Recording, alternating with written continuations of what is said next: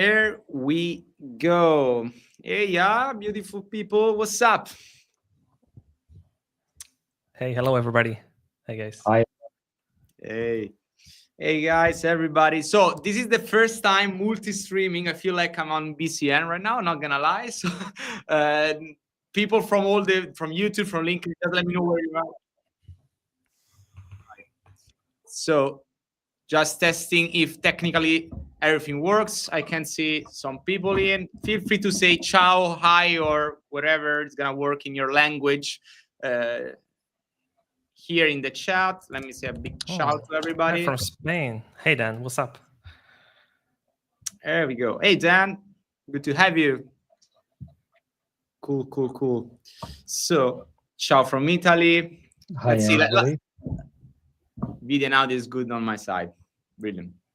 Go from the UK. Cool. Last time we had people from pretty much every country in the world, which was cool because we had an interaction about the weather, and we were saying, okay, how is the weather? And depending on where they are, like, it's super cold, super sunny, super, like, it was interesting. Take a look at it. Hey, yeah.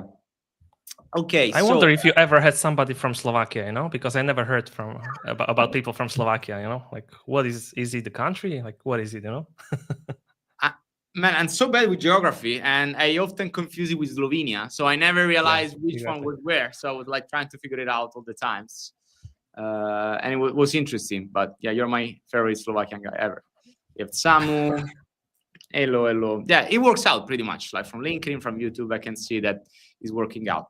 So first off, let me please say a big thank you to Alex and Kristian that are with me today to talk a little bit about the let's say gloomy in this hand world of finding a job in games, which is not the best scenario, but we are gonna dig it out together a little bit today. And so, guys, thank you for coming.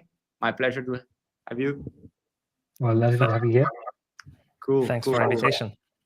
And regarding perhaps we were talking about weather, but let's keep the chit chat and maybe give people some context about who we are. And probably they see me on LinkedIn, they see all of us because we tend to post a lot. But if you want to give us a very quick overview, just for maybe some folks that don't know you. And by the way, love your Digital Dragon video. Thank you. Yeah, super appreciate it. We'll try to come up with some cool stuff. Hope you like it. And so if you can give us some context. And by the way, folks, this is an open session, so feel free to drop your questions on YouTube or LinkedIn, wherever you want, about job hunting, how to find jobs, how to present yourself in front of a recruiter, how to attract opportunities, anything related finding jobs. Feel free to drop it, and we are gonna try to answer the question. So don't be shy. And yeah, that was it from my hand. So perhaps Alex, wanna go first? Of course, yeah. Hi, I'm Alex. I'm director of live ops currently at People Can Fly. I've been with People Can Fly since January 2024. Prior to that, I worked at Sega and Creative Assembly in UK. Got laid off there, that's why I moved to People Can Fly. I've been in games now for 8 years almost, and I've been in tech development for about 17 years now, so most of my adult life really. And I come at this from a personal experience of helping, supporting people since about 2022, when layoffs really properly started, when the first people I knew in the US were affected by layoffs, and I thought, how can I help them? By building out resources, building out links, building out support networks for them to get them into jobs, and then using that same technology for myself and same kind of approach for myself to find jobs for myself and for my teams, and also kind of finding candidates for my roles if I hire and when I hire as well. Lovely to meet you all. Cool. Good to have you. What an intro, Alex. I don't think I can win this intro, but basically, let's say that I started doing the same job as Mirko did a few years ago. So I started also as a recruiter, but as an agency recruiter, which is sort of a sales position. And I slowly, or maybe even fast, transitioned into sales or business development. Kind of similar story to Alex. I was always trying to find jobs, and I was always interested, how do you find those best roles in games industry? So I started using a lot of my recruitment life hacks to find those, and then I'm sharing them usually with people. Usually I focus on biz dev roles because I feel like this is often forgotten well-forgotten job role in games industry, especially. Like, what is BizDev? It's Fugazi. Like, nobody knows what is BizDev, right? So this is what I'm trying sort of to solve. But other than that, about 5 years of experience in games since 2020, currently working as a BizDev for marketing agency called 1-1, which I very recently joined. So yeah, I'm super happy to be here. Congrats. Cool. And for those who don't know you, actually, Kristian was the guy that hired me back in the days as a recruiter. So Kristian was the guy that gave me my first recruiting job. And I can tell you the story about how I got my first job, because it's quite peculiar. And then, funny enough, I hired him back, not for my previous company, but for another company. So he hired me, then he left for another company. And then as a recruiter, I placed him to another studio, which was like kind of a interesting workaround. But just for you to know that, like, the networking and relationship building part of the gaming industry is amazing sometimes. Now it's my turn, isn't it? That's real networking. It's all about it, like, for sure, in my hands. Omar asked us, will you talk about finding a job in the programming fields in the game industry? Yes, absolutely. So today we're gonna dig into pretty much any kind of role, I would say, from art, design, production, engineering. So independently of what you do, we will try our best to figure it out. So we can I'm gonna save the question and try to answer it later on. The first one that I would like to kick off with, I can ask it myself, which is basically, let me type it down. What piece of advice would you give to someone that is looking for a job? Looking for a job these days. There we go. Let me spotlight it. So I guess it's the most general one, and we can start with this one. Hello. So I don't know. Let's follow an order. We go a little bit YOLO. Maybe Alex then can keep using the same one. What would you do? Like, what would you tell somebody, who got affected by a layoff, or they are looking for a career change? Last time, or do you want? Yeah, feel free to go for it then. Yeah, sure. I think the most important thing right now is obviously it depends on what you're looking for. That's the first and foremost kind of questions. You need to know what it is you want. Are you just starting your career? Are you a seasoned veteran of X number of years, for example? Or do you enjoy certain parts of the job but not others, for example? Figure out what it is. And then secondly, figure out the industry. We're talking about games today predominantly. So obviously game development is one of the kind of most amazing, but also quite strenuous kind of industries in the world.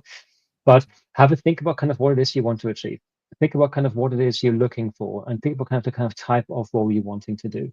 We talk about engineering for a second for now, production and publishing and LiveOps is mine, for example. And in many cases, try and kind of establish the type of role, the roles around it as well, the kind of you can go sideways in or up and above down as well. And then start looking kind of which areas you want to approach. Is it indie? Is it AA? Is it AAA, for example? Is it regionally restricted? Can you travel? Can you not travel? Can you relocate? Can you not relocate, for example, as the kind of first, as the most important questions to you. And then what is it you actually want? Are you looking to grow? Are you looking to kind of promote yourself from middleweight to senior to principal to lead to director, whatever? Or are you a director right now looking kind of take a step backwards to kind of relax in life a bit more, kind of have a bit more kind of a breather and less pressure from the leadership team, for example? What is it you want to do behind the scenes, obviously, as well? And then focus on kind of those answers that you have and start looking. And there are many websites out there that can help you. And we're going to go more about it in later down the line, obviously, as well. I'm not going to talk about the websites just yet, but that's kind of my key focus. What is it you want to do? How far up or down, left or right you want to go? And then also kind of what does that industry look like that you want to go into? I have purposely not mentioned games much at all in this kind of conversation because it does apply to any kind of role you want to go with. But it is an important question because you want to be with the studio for at least a couple of years, right? Maybe forever, you never know. So what excites you about the door you want to go into and how do you want to approach it? Kristian. No, so that's some great points. I was writing down some of the things I don't want to forget, but basically I literally found a job around, let's say 3 weeks ago in current state of the industry. I cannot speak as a person who would ever work for a video game developer. I usually work on service providers or different like services or third parties that operate in games industry. So basically I talk to games industry people, the same people that are developing games, but I'm not a developer. So this is something I wanted to mention like transparently at the beginning. And I feel like I represent not the majority, but a huge chunk of people that actually contribute to games industry, right? I would say when I started to look for a job around 5 months ago, I went the traditional route. So what do? You try to find all the roles that are listed, right? So you go to LinkedIn, you go to Hitmarker, you go to Games Jobs Direct, you do whatever the hell you do, right? And for my position, business developer, they literally maybe 2 positions in 2 weeks, or maybe 1 position per 2 weeks, like very, very low amount of positions. And those positions that were opened, it was like 100 applicants. Also, my disadvantage, I live in Czech Republic in Prague. I say it's a disadvantage because yes, we have quite an interesting industry here. I think we didn't have as many layoffs as other countries. We have quite a strong players regarding games development, but my concrete position of business developer is not very like necessary. Usually it's done by CEO or I don't know, some other C-level person. So they don't need a dedicated biz dev person. So I did that for about 1 month, 1.5 months, because I wanted to chill. I didn't want to jump to the job like instantly. I just wanted to scout the market. In these 1.5 months, I think I had maybe 2-3 interviews, not so many. None of them went like further. And I never knew why, right? Then what I did, I started networking. I started reaching out to peers, which is kind of great, but I think you need to have a strategy there. I think you should treat it as a biz dev assignment, like literally go to Excel, go to Notion, go to whatever the hell CRM you want to use. Figure out which companies would you like to work for, or which companies do you think you have skills to apply for. Like I couldn't apply to Blizzard, like it's a waste of time, of course. Blizzard is not going to hire me yet. So like create a list of companies, create a list of hiring managers, and try to network a bit more strategically. But don't only focus on senior people. Like, you know how many people are contacting Alex? I believe it's so many people that he cannot keep up. But how many people are actually contacting those more junior people that were actually able to find a job in current state industry? Like this was my strategy. Look for people that found a job 2 months ago. Look for people that have 1 year of experience, 2 years, 3 years, 10 years, whatever. And, try to do what other people are not doing. Most of the people, they apply to LinkedIn, they apply to Hitmarker. A less amount of people, they network, they reach out directly to people like Alex. But even less people will strategically reach out to even juniors and ask, hey, Mirko, I noticed you just landed a job with 1 year of experience. Like, how the hell did you manage to do it, And speak to those people. Like, I think not many people are doing that. And this is my strategy. Like, just do what other people are not doing that much. I mean, there is a lot more to talk about, but I wonder what do you guys think about it? I think it definitely helps, doesn't it? It helps kind of, the networking part is very important. And I think there's a challenge in networking as a whole in the way it's being misused. Not abused, but misused. The assumption that I make a connection, they accept my connection, and therefore they help me now is the absolute wrong one. This has to be a two-way street in whatever you do. And Kristian, you mentioned just now, ask, how did you get into this? How did you manage that? What did you do? What did you find? Those are important kind of questions to ask, because you absolutely do need to know that. And you do want to make sure you connect with those people on that kind of level. It's very difficult or it's the wrong thinking to expect people just help you because you demand it. There must be a give and take. There must be an effort behind both sides. And as Kristian said, also the kind of treat it as an assignment is the right thing to do. If you've just been laid off, you need some level of control of your life. You need a level of kind of feeling in being able to do something about your situation. So having a task to focus on, find these roles, find these people, find X websites, for example, is really helpful in that. Absolutely, 1000%. And so first off, let me say thank you to all the folks that are joining us from LinkedIn. Hey, Matteo and Sergey, what's up? Nassar asked us to increase a little bit the voice. I hope you can hear me decently well. Just increase the volume. And on my hand, regarding job hunting. So I do have a strong position here because I deal especially a lot with juniors people, and like entry level people is kind of my cup of tea. Previously I was like a recruiter. I was recruiting for any kind of role, right? Like from seniors, directors, leads, and entry level people. Right now I try to focus more on how do a student or an entry level person get a job, or starts their career. And what I've been noticing in the past 6 months / 1 year was that majority of people are very comfortable in applying to jobs. So literally doing what everybody's doing, right? Like literally, scouting jobs and applying there. The problem with that is there is like a fierce competition. There are like many other people that are looking for the same job as you. And sometimes you need to understand, okay, how can I stand out? Because it's not just a skill gap. Like sometimes you are really qualified for the role, but you're not gonna get it because there are 100 people ahead of you that potentially applied before you, or for any other reason they've been preferred. So what you said, like on the networking part, it really resonates with me. And that's what I always recommend people doing.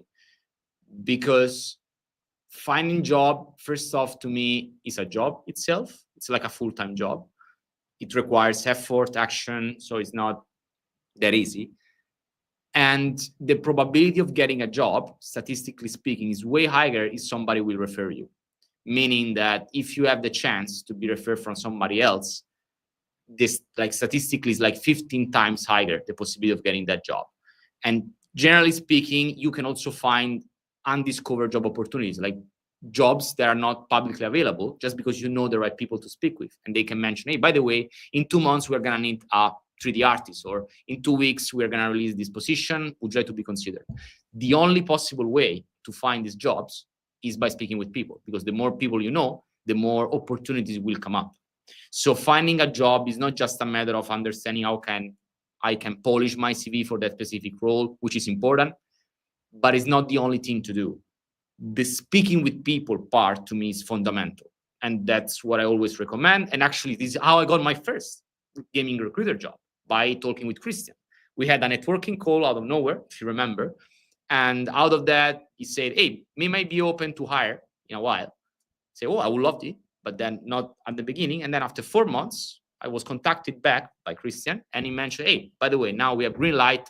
Would you like to go for it? So this is how I got my first job, not by applying, but by talking with people. And this is what I will really recommend doing. I know it's hard and it might feel uncomfortable, especially for introverts, like going out of the blue to a stranger and say, hey, can you help me understanding what should I do in order to get a job? Or some questions that pop up before were super good. For example, how did you get your job?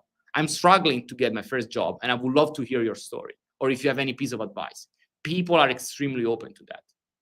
This live is about that. Like, people are volunteering to help you on that, if you're just courageous enough to ask.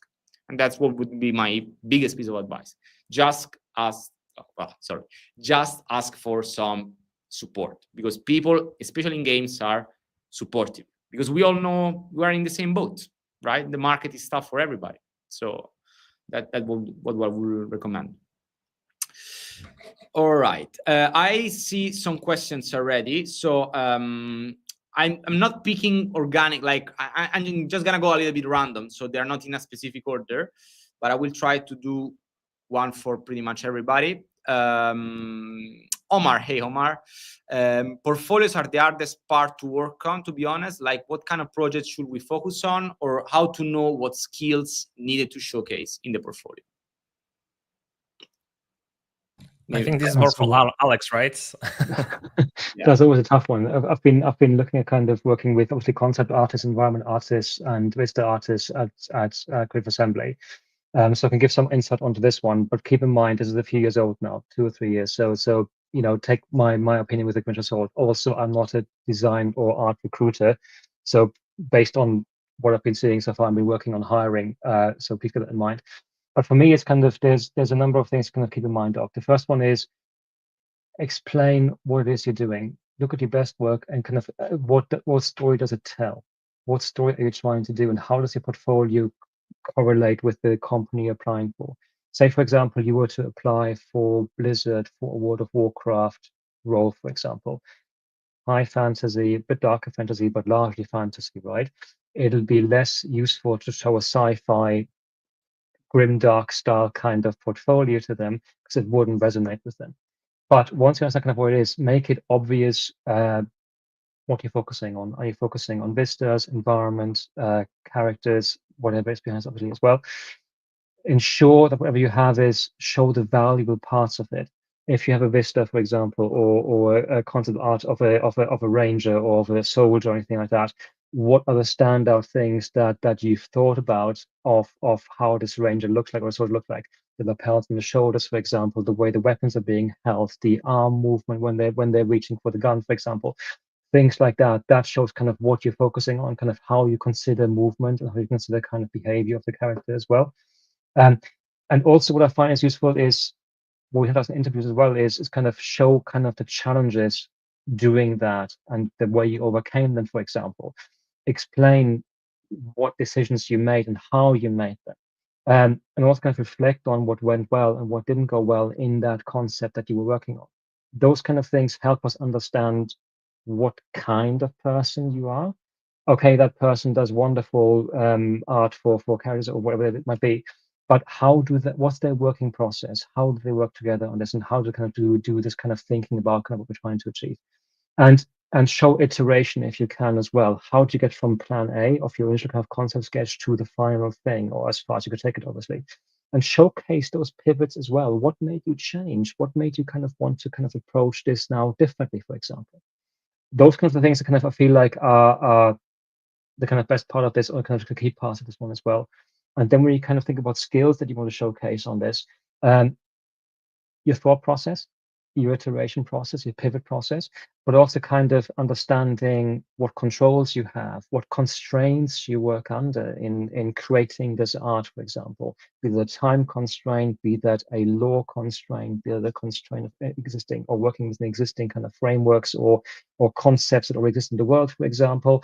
Those kind of things, and then focus on kind of how your portfolio could answer some of these questions the recruiter might have from the get-go. What I like of portfolios personally is certain ArtStation, although other platforms are available, of when there are notes from the designer next to it. I thought this, I did that, I focused on these, but not that. I had this kind of change of heart when I'm working with myself. I find those portfolios immensely more valuable because they show you as a person of that works with us, as opposed to here's my artwork. If that makes sense, it's that kind of differentiation for me. Wow, I think this was quite deep from Alex. And obviously, again, I'm not a developer, so I cannot speak from developer perspective how to create a good portfolio, but I'm thinking from a common sense perspective and maybe from my own experience. So I do business development, which is basically glorified sales. And my own portfolio is my network, is my knowledge, is, of course, like my experience, right? So my strategy is just to showcase and flex my portfolio, my knowledge, my experiences. And I do it usually by LinkedIn, right? Maybe you've seen me or maybe not, but I'm trying to post a lot. Actually, Mirko started with this maybe a year before I did, something like that. And I quite like this approach, right? You are sharing stuff as like a friend talking to a friend. I'm sharing my wins, I'm sharing my losses, I'm sharing what have I learned. I'm sharing everything. I'm sharing my pictures. People see my face. And I think this is basically my version of my portfolio. I'm sharing it very slowly. I'm building my reputation. And this is something I think many people underestimate, reputation. I just joined a company called One Minus One. The CEO of the company is called Jonathan Hill, John. And basically, when I announced me joining the company, at least 30 people wrote me DMs and they said, oh, I know John, I know One Minus One. They're just so cool, and also vice versa. Like many people reach out to John and say, oh, Kristian, he's so cool. He helped me with this, with that. So I would say also don't forget to build your reputation, and you can build your reputation by many things. But one of the things that I think is the best is by giving away everything for free. And that way you can help other people. It feels good. You help others. They have an incentive to help you as well. And that way you build your reputation. If you're a junior, you don't have experience. And I think, was it Rasmus that said that, or maybe not, that somebody said there that they're just junior. They are just doing games as a hobby. that's good, but you are competing against people that are tryharding, that are putting much more thoughts and much more work into this. So if you want to join games industry, like the hard cold truth is that you need to either outwork somebody or be more lucky or just invest, I don't know, be more skillful, I guess. But yeah, I mean, there are just a lot of things to discuss, but I would say I like to think long term, to be honest. Like that's the most important for me. I don't care. Ali Farha, if he's listening, like he said to us that he was studying for years by himself before he got the opportunity to join games industry, right? And this is also my mindset. I don't really care if it takes 10 years, 15 years, 20 years. Like obviously I'm here, but there is a long way to go, and I don't mind grinding for a long time. And I don't mind grinding longer than like most of the people. So it's just, yeah, I don't want to say easy win, but it's like it will take time, but I will get there. So this is my point of view, like unbiased. What do you think, Mirko? I like both. So on this regard, again, I'm not an artist myself. I hire some artists, but maybe I can say that I had like art directors or people that are working in the art department specifically. I mean, portfolio is not about artists only. So let's take it more broad. Usually what other people, industry leaders said was basically that they rather see piece of a portfolio that were aligned to what the company was making in terms of like, for example, if I'm making a stylized game, most likely and realistically, I will be looking for portfolios in artists or other like professionals. They are, aligned to our stylized kind of style. So if I want to work for that specific company, my portfolio should showcase skills that will position myself as an artist that is very good at making stylized art. And vice versa, if it's hyper-realistic, should be hyper-realistic. So trying to align not only the CV, but also the portfolio to what the company is looking for, it's a good strategy. Secondly, most of the people and hiring managers that I spoke with prefers quality over quantity. So if you have a limited amount of time that you can dedicate to build your portfolio, it's better to create a limited piece of art or whatever you do, like programming, engineer, GitHub, whatever. Better to have a super good pieces of amount that really showcase how good you can be or you can potentially be if they want to invest in you, rather than have millions of pieces that are not super polished or not super good. So they say, I would rather see a like 1 minute animation reel compared to a 4 minute okay-ish one from my perspective. So quality over quantity and tailor the portfolio to the company needs. And I also really like the building in public thing, which is something that I like doing, and it brought me a lot of opportunities, which literally means try to showcase what you do. Let people know who you are and what you do, what are your strengths, what are your weaknesses, what you're working on, what you're learning. LinkedIn is a social media, is a perfect place to do so. All of us, me, Alex, and Kristian, we are posting on a daily basis. You don't have to do it that often, of course, if you don't feel comfortable, but sharing in a very positive like frame what you're doing, what you're trying to achieve, it's a very good way to get noticed, receive feedback, and make new connections. And all of these three things can bring opportunities. So that's another way. Don't be afraid to put yourself out, because even if you're just getting started, it's a fantastic way to say to the world, hey, I'm trying hard to chase my dreams, and this is the real proof, this piece of portfolio that I just made. Tell me what you think about it and how can I improve. Super good. I love it. So don't be afraid to go online. All right. I see millions of questions right now. So guys, I will try, maybe we can speed run a little in order to try to cover as many as possible. So let's try to go for them. Credit, I optimized my profile. I'm networking with industry veterans. Currently, the industry is in a bad state. When will the job market recover? $1 million question. This one. If we had the answer to this one, we would be billionaires, I guess. Yeah, if we knew the answer, we wouldn't be having this conversation, right? Yeah, exactly. It'll be a very short kind of thing. Wait for X date, and you'll be fine. Yeah. In the brutal kind of comments is if you look at websites like GameFile, for example, or similar kind of outlets that provide commentary on the games industry, there isn't much news on the recovery at the moment. That sounds very harsh, but that is true. You've just seen what happened with Microsoft a few weeks ago. The layoffs they had there, for example, and the impact on other studios as well that aren't even Microsoft studios. there's still stuff happening this year, and I think people know about it. People are aware things may happen. We don't know whether it's true or not, but these things are going to be the case. The challenge you will have, therefore, is that the market is very saturated with talent, and studios have the benefit of picking the best of the best because that's what they can do right now. Should that put you off? No, absolutely not. Keep applying, keep doing what you're doing, and keep focusing on things that you do. You've mentioned, for example, that you've been working with, that you're not working with industry veterans right now. Those people will probably give you their insight and their opinions and their thoughts as well. Use them and talk to them in a way that provides more insight on what you want to do, what you're looking for as well. It's a two-way street again, as always. They might be looking for jobs themselves, and they might give you also advice or thoughts on what they've been looking for and what you could use on your side to make your CV, LinkedIn profile, portfolio, whatever it might be, better in that kind of context as well. Wow, yeah, I love it. So I will maybe take it from a more personal perspective. Obviously, I don't have an answer to when will this get better. And I'm speaking to a lot of people, and I was speaking to a lot of people 2 years ago, and they were saying, yeah, it's going to get better in 2025, whatever.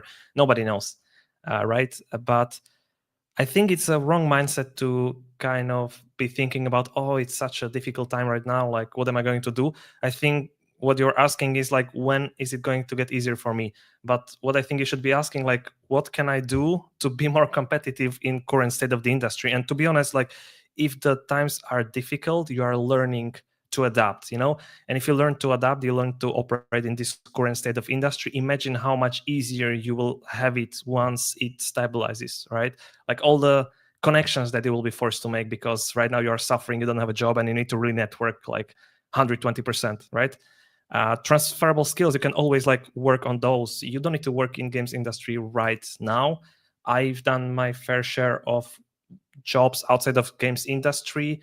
It's not that hurtful, to be honest. Like, you can really work on a lot of skills that you will literally use every single day, and you can still stay connected to the games industry. This is what I have been doing. Yes, I've worked in esports a bit, I've worked in different industries, but I've stayed connected with games industry. I was interacting with people, networking, reading news, etc., etc. And also, other thing you can do is just to stay in a survival mode. And this is something I was doing for past few months before I landed the role. I said to myself, okay, Kristian, I don't want you to end up again in a full-time role that you will not enjoy, right? So I said, okay, what can I do to not take the first full-time role that will be offered to me, because I would be desperate. So I started to freelance, I just freelanced, took a gig for decent or even small amount of money. Doesn't matter. As long as it paid the bills, I would be fine, I have an advantage that I don't have kids, right? Like Alex, maybe he would have it much more difficult. So yeah, if you're young, you can suffer a lot and you can learn a lot, and then you can just prosper. So I would say this is what my thoughts are here. It's a good point you raised about kind of leaving the industry, right? I left the industry after I left Jagex because Jagex had layoffs in 2015, and they were quite horrible for many people. And I just bought a house. I just got married. So imagine my bank account was quite down the hill. But I left gaming for I think 6, 7, 8 years in the end, and worked for many companies and banking institutions for companies and blue chip people I would never dream of working, but I did, and I loved it. And I came back because an opportunity arose and I just wanted to do it. There's nothing wrong with that, and it kind of gives you benefit also, kind of saying you have transferable skills, as Kristian and Mirko said earlier as well. I got into gaming because I know backend systems. I got into gaming because I build backend systems to make the infrastructure and systems for payments and everything better and easier for platforms. That's how I got into gaming, and I had experience only by playing games. So that's kind of how it worked for me. And leaving the industry and coming back into it wasn't really. It was a difficult mindset change, let's put it this way, but it was never a skill issue because it's always kind of wanting to kind of elevate yourself and promote yourself. And as Kristian just said, focus on growing yourself and doing things better. That really helped me. No, I love it. I love it. And I can add, first off, I like the perspective of the market is tough. There is nothing we can do about it. It's out of our control. So I always recommend focusing on action that we have control over, and even on outcomes we have control over. Specifically, when you do networking, you may think I need to speak with 5 people, 10 people, 20 people per week, right? This is a goal that you can set yourself. But to be honest, you have no clue about how many people will respond to your messages, how many people you can get a mentorship with, how many interviews you can get if you apply to 1,000 jobs. You can have 1,000, you can have 0. You have no control over this. While if you try to set outcomes when you have control over, for example, my networking goal for this week is sending 100 messages, 10 messages, 5 messages this week. If you do that, you should be proud of yourself because you achieved your networking goals. So try to always not position your self-worth based on an outcome where you don't have control over. In this case, the job market is tough. Thinking about, I'm not gonna work with it, it's gonna be hard. Even if I send 100 message, I won't get a reply, will destroy your confidence, will destroy your self-worth. You're gonna feel extremely bad. And mentally, this will produce serious consequences. It happened to me. That's why I've been through that, and I advise you to don't go with the same state. And that's why I like the approach of saying, what can I do? And I have control over to not win the market, but do my best and be proud of myself despite that. And so setting actions that will position yourself in a positive mindset already gives you a huge advantage. Secondly, if we need to think about recovering, again, you have no control over this. So prioritize your financial condition is the first thing. Absolutely loved Alex sharing that you went out of games and then rejoined. And I agree. So paying the bills and being able to afford food must be your number one priority, providing for your family, your relatives. This is absolutely fundamental. I love games. I believe Alex and Kristian love games. All of you love games. Let's be honest. But you need to hit. So there is absolutely no shame in seeking a job out of games in order to be able to be financially safe and then rejoin later on. I can guarantee you that all the good recruiters in the gaming industry that will potentially evaluate your CV, if you explain this gap, which is not even a gap, about finding a job in a different industry, will understand it, and you have chances to work in the gaming industry later on. Again, Alex is the living proof that it may happen. Actually, it happens. And he built skills in a different industry that allowed him to join back with a stronger position. So some people say, yeah, but if I'm going to accept a job in constructions, I will never be able to work in games. Who says that, right? So don't be afraid of, prioritize your well-being and financial condition just because you want to chase the dream job in games, because the market, it is tough at the moment. So a good way to face it would be, okay, I can do a different kind of experience and then rejoin later on. You can always do that. So that would be my take on this topic. Not like really thinking, yeah, but in 2 months I will have more chances. Who knows, right? So try to think about things you have control over. Cool. And by the way, I saw Scott asking, can you drop your LinkedIn profile in terms of like promoting networking? Yes, of course. Feel free to do so. Please feel free to, interact with the chat, and guys, feel free to, get to know each other. Absolutely. This is what it's all about at the end of the day. Okay, next questions. Scott, what advice do you have for generalists? I know that a generalist profile is valuable to indie studios, but I don't think they post for those roles. Interesting one. Yeah, it's true. I've not seen many generalist roles out there recently, over the last year at least. They exist, but because studios, I'm talking AAA, by the way, so keep that in mind. Studios tend to kind of either look for specializations because they have the benefit of doing that, because they configure the team, or they don't, in which case you're talking more AA or indie in this kind of context, because they're looking for somebody who can do who have many hats on, because they want to keep the teams quite small. I think in that kind of context, Scott, it depends on what you're looking for. If you want to stay generalist, which you absolutely should do because that's your skill set, focus on those kind of areas. Freelance and contracting are other two areas people tend to kind of go out for. And we've seen the evidence with that with Roommate, Improbable, other studios like that, who kind of tend to kind of hire both the specializations and the generalists, because they know they'll need to prop up other teams and provide co-dev solutions or other resources for that to make that work.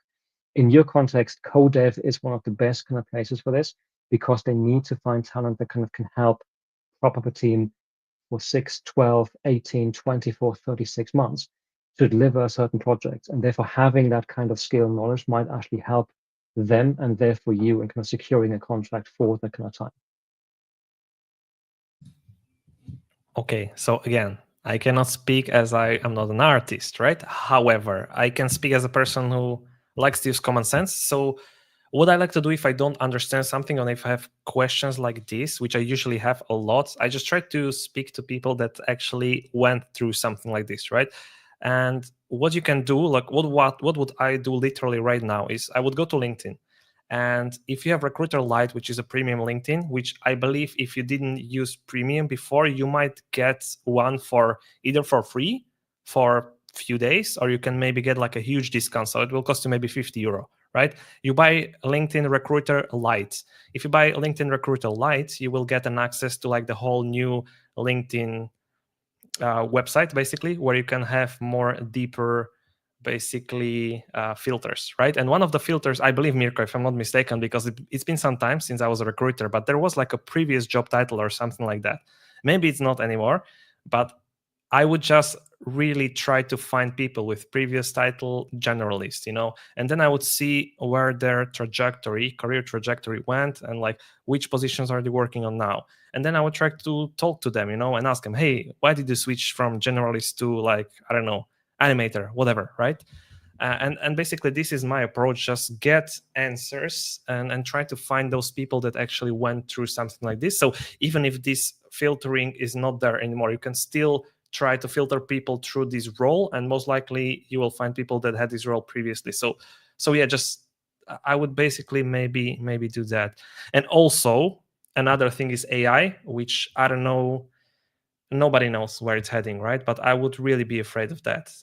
It's just like, what can you focus on? Like, which role do you want to work on? Like, upgrade your skills that is not going to be taken over, let's say, by AI. So yeah, it's very deep questions that I have right now in my head. Maybe Mirko can tell something more about this topic. Yeah, absolutely. So first off, what I will do, like keeping up on the previous topic, literally, first off, having a journalistic profile is very well appreciated from indie studios. That's correct. Usually, the bigger the company is, the bigger is the team, and so the more niche competencies they are looking for, simply because the tasks that will be assigned to you are relatively, more niche, because there are other people doing other stuff in the same department. While for indie studios, usually teams are smaller, so having a generalist profile will help them, delivering different features for different kind of workflows. So yes, you don't find indie ads, great. Pick indies, pick literally which kind of indies you like to play. You may like some indie games. Take a look at their studios. Go on Moby Games. This is a super interesting website, by the way, guys. Sharing here in the chat. Go on Moby Games. Try to see who is credited for these games and reach out to them and ask them if they need help, if they are hiring, which kind of project they're gonna do. Literally, most indie games don't post ads, but nothing is preventing you to connect with these people and try to build a relationship with them, and maybe they're gonna hire you that way.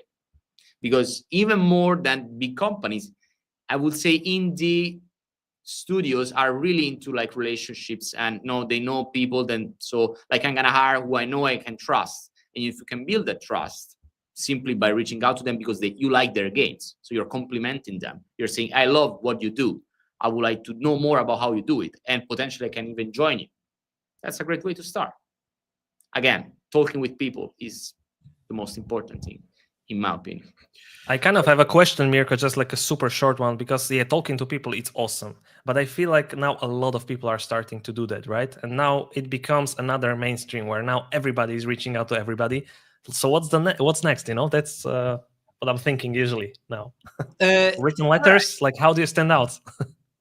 The reality, it's very simple in my opinion. I like to speak with people as I'm talking with somebody that has the same passion as mine. Like we share the same passion. We are passionate about games. So whenever I try to connect with people, showing that I like what they do in the industry, usually it resonates.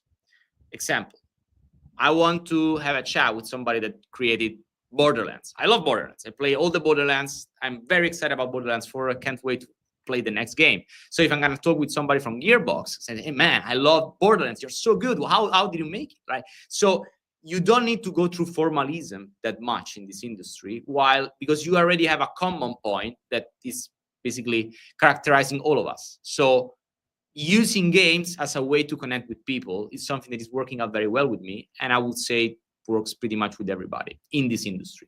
So that's would be my piece of advice. And don't go for very pitchy or long or formal kind of messages, because nobody has really the time to read them. Just go straight to the point and use games as a leverage. That's what I would recommend. Cool. So I know that I'm bombarding you with questions. There are plenty. Let me see if, oh, that's a good one. As an engineer with 7 years of experience out the gaming industry, should apply for junior programmer roles due to not having experience in the gaming industry? That's not an easy one. No, you should not. Simple answer. And the answer to this one is because you've been working probably in C# or C++ or another language that's being used by companies right now. There are still systems out there that use Lua heavily or Java heavily or other kind of languages that have been around for decades still to this point, because they work and they're useful and they do what they need to do. Should you apply for junior roles only if the requirements that you need to hit for medium weight or senior mandate you have engine experience and you don't have that, for example, in that kind of context. But understand what they're trying to achieve, understand what needs to be done for this point, and talk to the recruiter or the hiring manager about kind of what your experience is like. But that should never stop you from going lower than you need to. Keep going and keep doing it. And this doesn't matter whether you're an engineer or artist or marketing person or analyst or whatever. That's the same. Transferable skills, as Kristian Mirko mentioned earlier, are so important and are so useful. Think of it this way. The interviewer will likely ask kind of, tell me about kind of how you did this, how you did that, how you may have done something different, for example. Most interviewers will use the standard STAR method: situation, task, action, result. Everybody knows this, but it's probably heard this a million times in other talks like this before as well, right? That's what we're looking for. And that's goes across so many industries you wouldn't believe. And being able to kind of show that, talk about it, and discuss what you've been doing, that kind of interaction with people, management, leadership, whatever, interaction with other colleagues, and kind of how you pivoted, how you made change happen, how you did it. That's the thing they want to know. Not that you've only done this one in this random industry for that many years. I agree totally, to be honest. Yeah. What I like to do, again, research, see the requirements for a senior person, see what you are missing, and can you acquire those skills that you are missing in your free time, try to talk to as many people as possible. One example, real life example of basically me interviewing for a company. I did 7 interview rounds. Everything went perfect. And then basically I didn't get a job. And I found out that this job was given to a person who had more experience than me, but they didn't have experience in games industry. Still, they got a role and I didn't, right? Because they were more experienced in basically what mattered in a way. Like some of the skills are basically, let's say, maybe you can put those skills into tiers, right? If you're looking for a C++ programmer, if you know C++ and have 10 years of experience there, I think it's much more than somebody who has 3 years of C++ experience, but in games industry, So it's just, I don't want to say basic math, but yeah, don't underestimate yourself.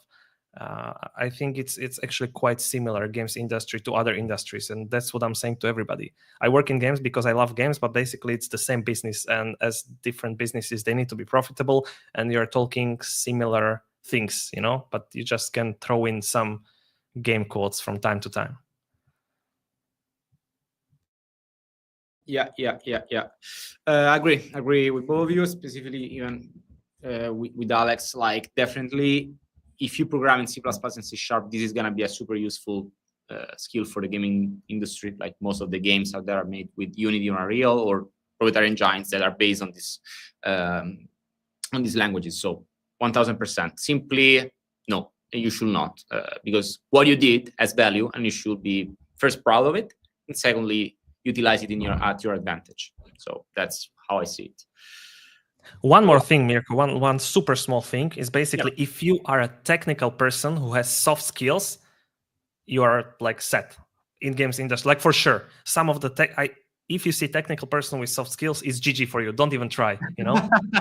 GG. Oh. Yes, it's true. It's true.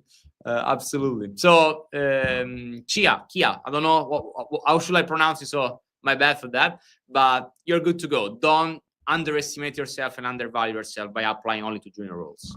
Absolutely. That's interesting one. A question about job posts. Do you feel LinkedIn will be a safe place for real jobs and not ghost posts? It's more and more common these days, and I'm afraid it's going to increase in the future, these ghost jobs, or that they simply don't produce any outcome. Kristian, you have more experience than me on this one. So should I go first then? Perfect. So I don't know. This is very difficult to say. What works for me, to be honest, is just I am checking business development jobs in games industry for past years. So I literally go to Hitmarker, Games Jobs Direct, LinkedIn, like I have everything in my tab saved, and I'm then going to later share with you those things. Basically, I'm just checking out jobs, whether I have a job, whether I don't have a job. I just really am interested in like, hey, how does the market look like right now? And you can then see patterns. As an example, I'm not going to name companies, but I know a lot of companies that are posting literally the same job every single week, and they're just reposting it and repurposing it. And, you know, that's, I think, the only way on how you can really identify those like fake jobs. I'm not saying fake, maybe they are not fake, but even Mirko, I remember that you were telling me about applying to that one job, and I told her, hey, I applied to this job 3 months ago, and literally we just had first interview and nobody got back to us, you know. And the job is still out there, by the way, right? So it's just crazy. Maybe there is a website, maybe there is a gap for somebody to create a website to just like track the history of jobs so we can clearly see. But I would just say check for the jobs regularly, and this I think is the only way. Or maybe ask more experienced people, like, hey, you see this opening, and ask somebody more experienced, hey, have you ever like seen this company looking for these people? I don't think there is a shortcut yet. What do you think, guys? Yeah, I think you're right. I think there's a level of trust, right? The level of trust needs to be kind of understanding who posted the jobs and whether they've done similar things in the past or not. There are many people out there that post jobs regularly, and you just know they exist because of the value they provide to the company and to the industry and everything else. Christina Murray Drake, Jordan Mazer, people like that, and Mirko and Kristian, Ali as well. They provide lots of jobs that exist and do that, but do validate them and do check them. I do having had people come to People Can Fly and saying you're posting ghost jobs, and we know the requirements are quite hard for certain roles because they have to be specialists in certain areas, makes it harder for us to do that. And the recruitment team is doing a wonderful job in responding to as many as they can. But there's a right now there's a level of kind of, you've got one role open, you've got over 1,000 applicants in a month. How do you keep up? It's not an easy thing like that, right? So keep that in mind as well. That being said, I mean, as Kristian said, it's important to make sure you vet your sources and you vet everything else. LinkedIn is a good place to forward the right people for this. Not everybody, but the right people for that. There's also a link I've just posted into the chat as well. I hope I did. I don't know whether it worked or not. To find other resources out there that can only post real jobs if they exist. Questions also kind of what you mean with ghost jobs, people that don't go back to you or never actually go anywhere and just harvest your data. Those that get back to you, there's probably isn't this one, but yeah, keep a lookout and kind of keep an eye on what's happening with it. Absolutely. That's great. Can you post it, Mirko, please? I gave you a link. Yeah? So here is the super useful link. Check it out. So quickly on this, it happens. There are several reasons why sometimes it happens, and sometimes companies are like doing market mapping with talent. They're doing like many stuff. If you understand the pattern, simply stop applying for the same role endlessly And again, the only way to prevent it is by not chasing ads, so jobs that are online, but also trying to, again, find jobs by talking with people and through referrals and through connections and through events and through other ways to get in touch with different job opportunities. So again, it's the same thing. When you apply for a job online, you have a lot of competition. You don't even know if that job is real anymore. Often, yes, but it may happen that it's not. So again, talking with people might be a good way to do so. So long story short, it can happen. If you realize that, simply stop applying there and try to, go for a different one. Let's try to speed up a little. Okay, I will gonna go.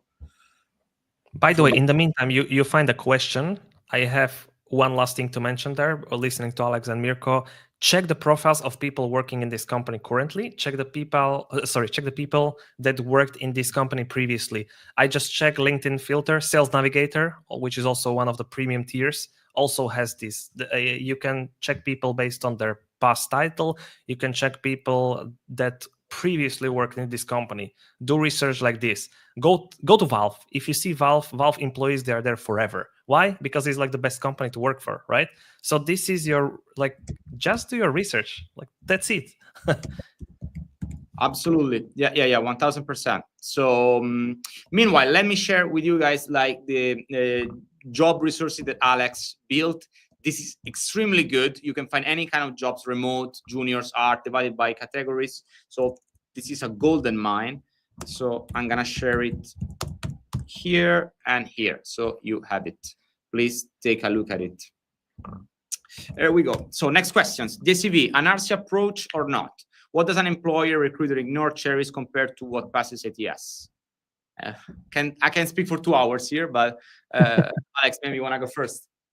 I think for me, I've never been a fan of artsy CVs because it's not my industry. I'm production, publishing, and live ops, so we don't necessarily deal with that.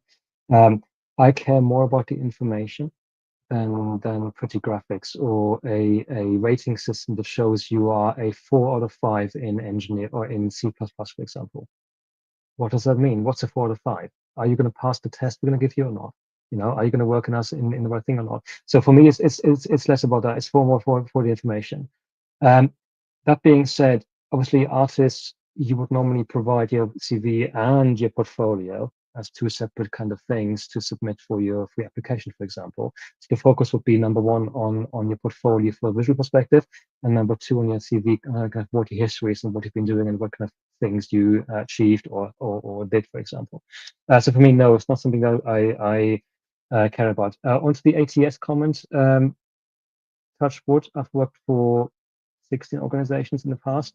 Not one of them ever used ATS, so I don't know what it does. I don't know whether it cares or not. I've never applied for a company that uses ATS, so please keep that in mind. But no, it's for me, it's more the functional CV than the arty one, personally. In a quick, I would just support that. I think information and truth are more important than fancy looking CV. But at the same time, if there are 120 or I don't know, 500 people applying, maybe having slightly more interesting CV could help you, but don't make it too long. I've made a mistake. I created there is a website called pitch.com where you can create fancy presentations. And basically my CV was 10 pages long, and I could even track how much time people spent on my CV. Nobody cares, to be honest. They don't have time. They will dedicate 10 seconds to your CV, make it maybe 1 pager. I think Mirko discussed this a lot with other people, right? Just full of information. Don't lie. Definitely don't lie. And yeah, I guess. My take, super fast. First off, there is no objective rule on CVs on how to make a good CV. Sadly, it's not like math. 2 + 2 = 4. This and that equals good CV. Doesn't exist. But my take is super simple. Clarity over fanciness, always. As a recruiter, I can tell you that nothing frustrates me more than struggling to find contact information of candidates. So if you want to pursue a very fancy CV, feel free to do so, but make sure that your CV is clear. All the information are well presented, and I can grasp them in 3 seconds, because the average time for recruiters to screen CVs is 6 seconds at the moment. You have 6 seconds to capture my attention and make me willing to read more and eventually invite you for an interview. So clarity over quantity. A fancy CV is not usually what makes you stand out. building a relationship with the person is what makes you stand out. Having an impressive portfolio is what makes you stand out. There are other ways to stand out. The CV should simply sell you at best in a very clear way and in a very fast, meaning like 1 page or 2 pager is fine, like very relevant way. That's my take on CVs. Guys, can we do 2-3 like minutes more and try to cover one more question? Because I have seen plenty of them, meaning that there is much to say, but we may need to speed run a little. Hello, Javan. Hello from Jamaica. Does Game Jam count as experience? Yes, it does. I think the cool thing about game jams is not only do you kind of learn how to kind of collaborate with people, but the output, even if it didn't win, is significantly more interesting to recruiters and hiring managers as well. You've made the effort of wanting to join something like that. You make the effort of being in a team, of delivering something, and you provide the context and maybe an output even of a game or maybe even just a concept, whatever it might be. That level of kind of engagement and interest and interactivity is definitely interesting to companies. In a quick, again, I've never been to Game Jam because I'm not a game developer, but any activity that is building your skills that are relevant to the job are a yes. Like, yes, just do it. If you can, just go for it, you know, whether it's like a even non-paid project with your friends, like maybe me and Mirko will build a game and I will put it to my CV, even if it's like a project, you know, in our free time. So yes. Yes, it does. It's long, like super short answer, and feel free to check itch.io. I guess is the best one for game jams. I just dropped the link in the chat. I guess is simply the best website to find game jams, join game jams, do game jams, have your portfolio of game jams, and they do count as experience. Put them in your CV. Like many entry-level people ask me, should I? Yes, you do. You should, because it's great for like showing that you make games. And lastly, we were deeply going through that, but this is an interesting one. How much beneficial is publishing a small part of a game as a demo, free version for PC platform? Does it have a significant weight on CV? And moreover, like small projects, do they count or not? Game jams is definitely a project, but small project like this one, are they good for your CV? What do you think? Yeah. Would it, if anything, it would provide more value in the game jam. Without, I'm not having a go at game jams, by the way, but being able to publish your own game requires a lot of effort, a lot of communication with first parties or a first party with Steam only, or itch.io or Xbox or PlayStation, doesn't matter, or Nintendo. Having worked on a small scale, either on your own or with a partner or a friend or a small group, whatever it might be, that experience of having gotten it to releasable state, having been able to deliver a binary to begin with, having been able to speak to a first party about it, having the first party agreeing to what you're doing, you provide the copy, the content, the tags, the everything to go with that as well, or even a video or a trailer. Those things are insanely valuable. Yes, you should have them on there. Yes, you should definitely do that. Keep that on there and try and explain or contextualize kind of what roles or what things you did within that. I just mentioned a number of things that kind of have to go with that. There's that for some of them art, creative, trailer creation, it's community management, copywriting, whatever. Explain the thing, if it's a team, explain the things that you did that help contribute to kind of these particular parts of that delivery.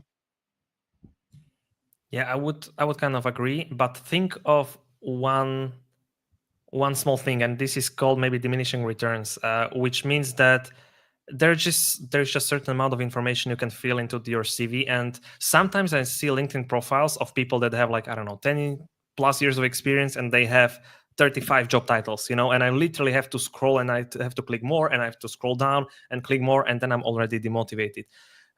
I think the best way is just to pick the most valuable things you've done, maybe, I don't know, 2-3 of them, document them properly in a like beautiful way, provide as much information there as you can, but in like a concise and small manner, and flex those, you know, in the future. And what is also happening to me, I already am starting to have a lot of different experiences, and I'm just trying to sort of like melt them into one single pot. So instead of me doing 3 different gigs in, I don't know, 7 months, I will not list them all. I will just list them as one big basically thing, and then I kind of meld them together. So this is something I would also think about.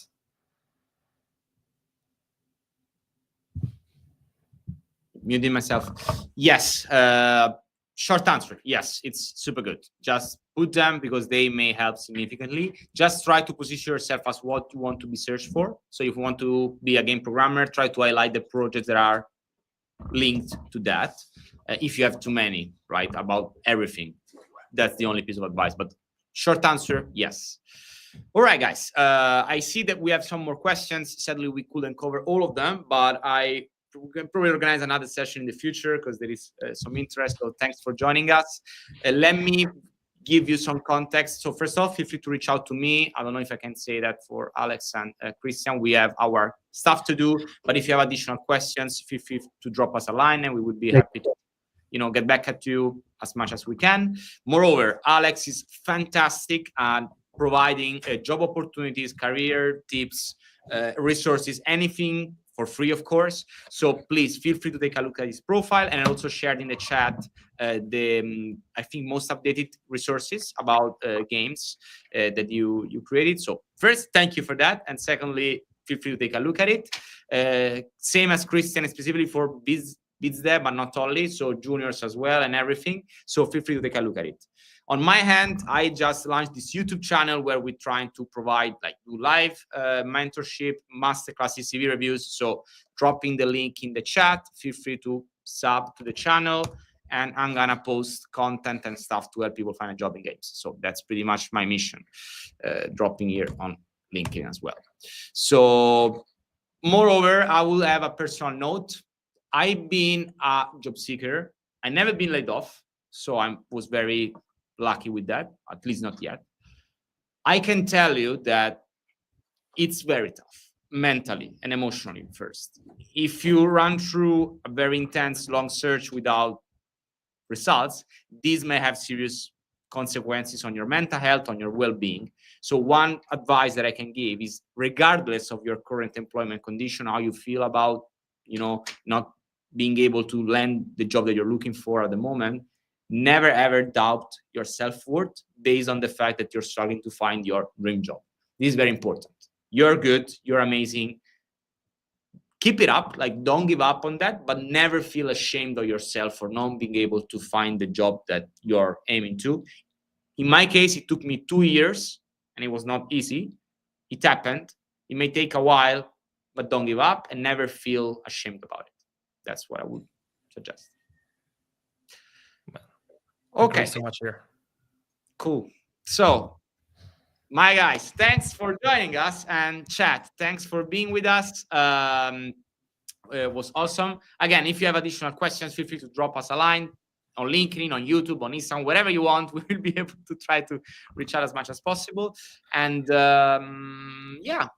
Alex, Kristian, thanks for. Thank you as well, everybody. Thanks for joining us. Thank you. Thanks for being part of this and for your questions. Cool. Thank you, guys.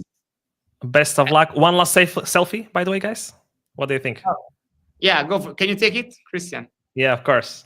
See you. Cheers. Thank you. Green one, done. Cool. And don't play too much games. I mean, well, not big. Please do. So, all right. Have a nice Thanks evening, all. everybody. Or Take care day, yourselves. wherever you are. Bye-bye. Ciao, ciao. Bye-bye. Ciao, ciao. Bye-bye.